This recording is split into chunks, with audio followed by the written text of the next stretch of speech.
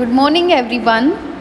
Now, as we are on the chapter number 6, going to sleep, we have done with the explanation part, then we did question and answers, then true and not true. Now, we are at the grammar part of this chapter. So, we should be there on the page number 58. Everybody should be there on the page number 58. Let's read the first instruction of the exercise number A. Tick right the correct boxes to make the group of the words as phrases or sentence. Phrase है वहाँ पे, see this is first sentence. अगर ये phrase है तो यहाँ पे टिक करना है, ये sentence है तो यहाँ पे टिक करना है. Question number 2. In the afternoon, अगर ये फ्रेज़ है तो यहाँ पे टिक करेंगे, अगर ये सेंटेंस है तो यहाँ पे टिक करेंगे. Right, we will do tick mark, but पहले हमें पता तो होना चाहिए what is phrase and what is sentence. Okay, so जब हम कोई पूरा सेंटेंस लिखते हैं, my name is Preeti ma'am, ये क्या हुआ? सेंटेंस हुआ, पूरा सेंटेंस हुआ. बिकॉज माई नेम, एम मैं कैपिटल करूँगी, my name is Preeti name, Preeti ma'am का पी कैपिटल करूँगी, एंड लास्ट में what will I do? I will put punctuation mark, I will put full stop. तो वो क्या हो जाएगा? पूरा एक सेंटेंस हो जाएगा, बिकॉज उसमें स्मॉल कैपिटल है, फिर उसमें क्या है? पंक्चुएशन मार्क्स भी है. So it will be the whole sentence. तो उसको क्या बोलेंगे हम? सेंटेंस. मैं खाली इतना बोलूँगी, Preeti ma'am. What is that? That is phrase.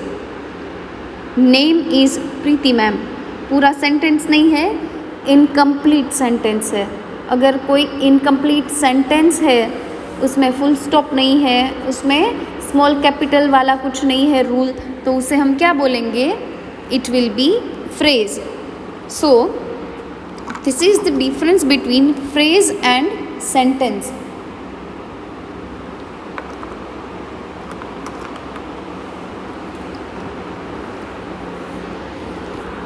Let's read number 1. A phrase is a group of that does not express a complete thought. Phrase एक sentence पूरा नहीं होता है. See, the postman brings our letter. Full stop दिया है यहाँ पे, पूरा sentence है यहाँ पे. Yes, तो ये क्या है? Sentence. In the afternoon, full stop नहीं है. In the afternoon, पूरा meaning क्या होता है? In the afternoon means what? What is in the afternoon? Full sentence is not given, it means it is phrase, right? तो what they are saying, it does not express complete thought. यहाँ पे complete sentence नहीं दिखा रहा है, so it is phrase. A sentence is a group of that express complete thought. It is a group of words that express the complete meaning. Let's see second. A phrase does not have subject or predicate both. यहाँ पे subject नहीं है. In the afternoon, subject means sentence, the activity done by whom, वो किसने activity की है यहाँ पे. बट यहाँ पे ऐसा कुछ दिया ही नहीं है, नाउन नहीं है, वर्ब नहीं है, खाली क्या है? In the afternoon. So in the phrase there is no subject और no predicate. A sentence has both the subject and predicate. The postman brings our letters, यहाँ पे सब्जेक्ट कौन है? Bring are letters. लेटर्स कौन लेके आता है? Postman. तो ये नाउन है, ये क्या है? सब्जेक्ट बोलते हैं पोस्टमैन को. Okay, so subject and predicate both the things given, so we will put mark, tick mark in. Number 3. A phrase does not give complete information about the subject or predicate. Phrase में subject के बारे में या predicate के बारे में पूरी information नहीं होती है, मतलब वो इनकम्प्लीट सेंटेंस है. A sentence gives complete information about the subject and the predicate. यहाँ पे सब्जेक्ट और प्रेडिकेट दोनों के बारे में पूरी इन्फॉर्मेशन दी जाती है कि कौन एक्टिविटी करता है, क्या एक्टिविटी करता है. Everything is given in the sentence. A phrase does not begin with a capital and end with a punctuation mark. Punctuation mark में क्या क्या आता है? Full stop, comma, exclamation mark, then double inverted comma. All these things are included in punctuation. तो यहाँ पे what they are saying, they are telling that in phrases there will be no capital letter, there will be no punctuation. देखो यहाँ पे in a blue sari, in the afternoon, full stop नहीं दिया है, punctuation है ही नहीं, यहाँ पे punctuation है, yes, तो ये क्या है, sentence है. A sentence begins with the capital letters and end with the full stop, question और exclamation mark. ये जो sentences है उसमें लास्ट में या तो full stop होगा, या तो question mark होगा, या तो exclamation mark होगा. मतलब अगर punctuation का यूज़ किया है तो वो sentence है, punctuation का mark यूज़ नहीं किया है तो वो क्या है, वो phrase है. So that is the, I think, main thing we have to observe about punctuation and about the sentence. So let's do the exercise. अभी आपको आ जाएगा. Okay, so don't only put tick mark after seeing this, but you will have to learn your own कि मैं ये किस में टिक करूँ, आपको पहले पता होना चाहिए. Number 1, the postman brings our letters. यहाँ पे फुल स्टॉप है, हाँ है. सब्जेक्ट है पोस्टमैन, हाँ है. So that is sentence. In the afternoon subject है, what is in the afternoon, complete sentence है, नहीं है. This sentence is incomplete, so we will do tick mark in front of phrase, in the box of phrase. She wakes up early in the morning, पूरा sentence दिया है, punctuation mark का use किया है, capital letter है starting में. Okay fine, so this is sentence. My old school friend, starting में letter capital है, नहीं है. फुल स्टॉप पंक्चुएशन मार्क कुछ दिया है, नहीं है. माई ओल्ड स्कूल फ्रेंड, पूरा सेंटेंस आपको लग रहा है, no, it is incomplete sentence, so it will be phrase. In a blue sari, what in a blue sari, can you see the full sentence here? In a blue sari, no, this is incomplete sentence, means it is phrase. We played ludo for many hours, yes, first letter is capital given. Meaning होता है sentence का, complete sentence है, हाँ है. Full stop है, yes, it is there, so it is sentence. The girls in my class, but what, the girls in my class, does it convey the meaning? No. Is it full sentence? No. Is there any punctuation mark? Again, no. So this is phrase. The capital of India. What? Capital of India. Is this conveying the meaning, the whole sentence? No. Is there any punctuation mark? No. First letter is capital? No. So this is again phrase. तो phrase का meaning होता है incomplete sentence. ये sentence जो है उसको हम कहीं भी यूज़ कर सकते हैं. In afternoon, I will go in the afternoon, I will come in the afternoon, I will eat in the afternoon, I will sleep in the afternoon. Afternoon phrases को हम कोई भी सेंटेंस के साथ जोड़ सकते हैं, कहीं पे भी यूज़ कर सकते हैं इसको. In a blue sari, I saw my teacher in a blue sari. My mom looks good in a blue sari. My daddy was wearing a nice dress and she looks good in a blue sari. So phrases will be adjusted anywhere, but the sentence, the postman brings our letters, ये full sentence दिया है यहाँ पे, ये full sentence यहाँ पे दिया है जिसको हम कहीं पे भी use नहीं कर सकते. Okay, so that is called sentences. Now, all students came to know about phrases and sentences. Okay, now let's read the next instruction. Now read the sentences. I think the yellow hen wants to lay egg. यहाँ पे the yellow hen को highlighted किया गया है with the blue color. He nearly fall asleep when the neighbor's cat started fighting loudly. A yellow hen, a neighbor's cat, मतलब यहाँ पे they are talking about some birds or some animals or about something. कोई noun के बारे में यहाँ पे बात कर रहा है, right? They are talking about the subject. So let's read the instruction. Let's read the lines in the blue box. The group of words in a colour are noun phrase. ये फ्रेजेस थे, right. अभी phrase के भी types होते हैं, कौन से type से ये? Noun phrase. A noun phrase plays the part of noun and can be replaced by pronoun. In these sentences we can use it to replace the yellow hen and they replace the neighbour's cat. मतलब yellow hen wants to lay egg. Who wants to lay egg? Yellow hen. Subject जो है, जो यहाँ पे activity करता है, उसको हम क्या बोलेंगे? नाउन। और a yellow hen, the yellow hen is noun phrase. जो यहाँ पे एक्टिविटी करता है सेंटेंस में, वो क्या हो जाता है? Noun phrase. The noun phrase is answer the question what और who. The yellow hen wants to lay egg. Who wants to lay egg? तो अगर नाउन फ्रेज के बारे में हमें क्वेश्चन पूछना है तो हम हु से पूछ सकते हैं। What wants to lay eggs? The yellow hen. Who started fighting loudly? When the neighbors cat started fighting loudly. Who started fighting loudly? The neighbor's cat. Here the some examples. The sweet little boy is my brother. मेरा भाई है, but कौन है? Sweet little brother. जो subject है वो मेरा भाई है, उसको हम बोलेंगे नाउन फ्रेज। यहाँ पे जो पर्सन के बारे में बात हो रही है, that person is called noun phrase.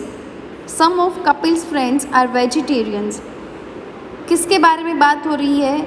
Some of Kapil's friend, Kapil के फ्रेंड के बारे में बात हो रही है। So Kapil's friends, they are noun phrase. एक तो नाउन का मीनिंग होता है सब्जेक्ट, और सब्जेक्ट का मतलब जो एक्टिविटी करता है, वो those who are doing activity, उसको हम क्या बोलेंगे? Noun phrase. Now let's learn the exercise about noun phrase. Complete this sentences using correct phrases from the box. ये बॉक्स में से हमें करेक्ट वन सेलेक्ट करना है। We have to write down here in the blanks. Number 1, Varun does not feel shy to sing in front of large audience. Large audience, audience है मतलब वो यहाँ पे है those who are listening, those who are doing some activity। यहाँ पे activity कर रहे हैं, कौन एक्टिविटी कर रहे हैं? Varun is doing activity, so Varun is noun phrase we can say, but large audience, okay। So in the blank we will write down large audience. She got into blank which would take her home. वो कहाँ पे बैठी? She got into which would take her home. कहाँ पे बैठते हैं तो घर चले आते हैं हम? Good game, no. The big bad wolf, no. The adventure story, again no. The loud clap of thunder, no. A large audience, this is already done. A yellow and black taxi, yes, it can be. She got into a yellow and black taxi which would take her home. Number 3, Arun and his friends enjoy blank. Arun and his friends क्या enjoy किया था? Good game of cricket. Obviously they would enjoy cricket game. Number 4, I felt scared when I heard a blank. Why I scared? कोई कभी डर जाता है जब there will be loud clap of thunder, बिजली की बहुत ज़ोर से आवाज़ आती है तब हम डर जाते हैं। So I felt scared when I heard a loud clap of thunder. On the next page, number 5, did you enjoy reading blank? I gave you reading क्या करना होता है? Story book. So where is the option of story book? The adventure story. Did you enjoy the reading adventure story? I gave you blank. The blank followed the little red riding hood. You can see here. So which picture is this? This is about wolf, and this is the only option which is remaining, the big bad wolf. So we have to put appropriate answers, appropriate phrases. This is called phrases. So we will have to put appropriate phrases to the sentences and to the blanks. Now the next exercise is, now read these sentences. She thought she had heard thieves in the backyard. He leaped out of the bed and went to the window, he went to the sofa in the sitting room. यहाँ पे place के बारे में बात कर रहे हैं, they are talking about some place, कोई जगह के बारे में बात कर रहे हैं। फर्स्ट में देखो, in the backyard, out of bed, to the window, in the sitting room, मतलब कोई जगह के बारे में बात हो रही है यहाँ पे, राइट। तो जो भी ग्रुप ऑफ वर्ड है, जो भी सेंटेंस में वर्ड्स है जो हमें प्लेस के बारे में जानकारी देते हैं, प्लेस के बारे में इंफॉर्मेशन देते हैं, उसको हम क्या बोलेंगे? लेट्स सी, ये पोजीशन दिखा रहा है, what they are showing position. The phrases in colour are, what is that? Prepositional phrases. Preposition क्या होते हैं? सपोज मैं आपको एग्जांपल दूँ, under the table, above the fan, in the wardrobe, okay, near the table. जो चीज़ की position हमें दिखाते हैं दैट इज कॉल्ड प्रीपोजिशन। और यहाँ पे वही हुआ, they are talking about some place, they are talking about the thing where it is actually, so that is called position of the words, position of the noun we can say। so position जो भी दिखा रहा है वो क्या होगा? Preposition. और preposition का पूरा एक ग्रुप है, वर्ड ऑफ ग्रुप है, इनकम्प्लीट सेंटेंस है, that is called prepositional phrases. We make the prepositional phrases with the preposition and a noun phrase. The prepositional phrase plays the part of an adjective or adverb. Adjective क्या होता है? If they are adding more in the verb, that is adjective. If they are adding more meanings, they are adverb. And if they are telling more things about noun, that is called adjective. The monkey with the short tail is a very mischievous. The monkey with the short tail, that is called again phrase। Okay, so हमें यहाँ पे कोई भी अगर thing है उनकी position के बारे में बात करनी है, so what it will B prepositional phrase. Now in the exercise number C, underline the prepositional phrases in these sentences. Number 1 is Rakesh is the boy in the blue shirt. In the blue shirt, that is called prepositional phrase, because ये राकेश के बारे में हमें कुछ बता रहा है। क्या बता रहा है?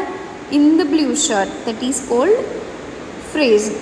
Number 2, we saw a sweet little kitten under a table. Under a table, table के नीचे, they are showing about position of the kitten, where is she is under the table, position दिखा रहा है वो, तो क्या हुआ? prepositional phrase। Karen went to the hide behind the sofa, सोफे के पीछे वो हाइड हुआ है, so again they are telling about the position behind the sofa, that is prepositional phrase। The storeroom is filled with the broken furniture,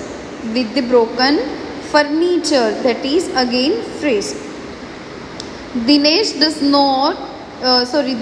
does his homework with a lot of interest, homework किया, but कैसे किया?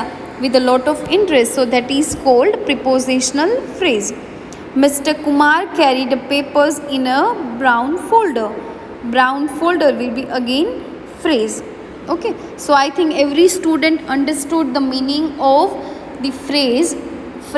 So sentences are there with the full stop, with the punctuation mark, which conveys the whole meaning, which we are using the capital letter in the starting, and this is the thing which do have some meanings, we can understand from that sentence something। Okay, तो phrases है उनको कोई भी sentence में बीच में हम use कर सकते हैं। सेंटेंस को हम कहीं पे भी यूज़ नहीं करेंगे, जो चीज़ के लिए वो सेंटेंस बनाया है उनके लिए ही यूज़ होगा। फ्रेजेस कोई और सेंटेंस में हम बीच में डाल के यूज़ कर सकते हैं। Okay, so I think all understood the difference between phrases and the sentences, and I want every students to complete this exercise along with the video. Okay, इसमें आपको अंडरस्टैंड करना है. You will have to understand. This is not the writing part, this is understanding part of the grammar. Okay students, so I think that's done for the today. Bye bye everyone.